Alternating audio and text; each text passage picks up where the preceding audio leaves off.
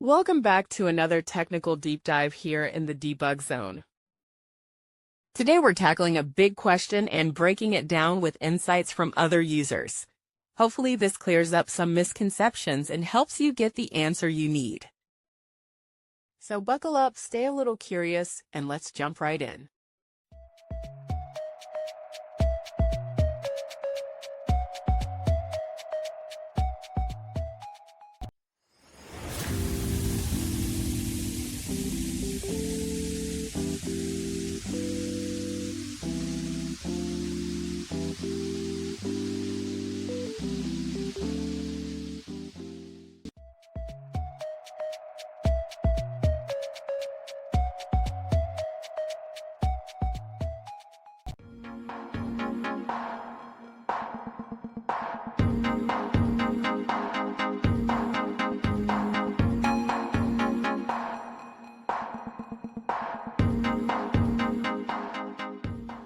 And that's a wrap.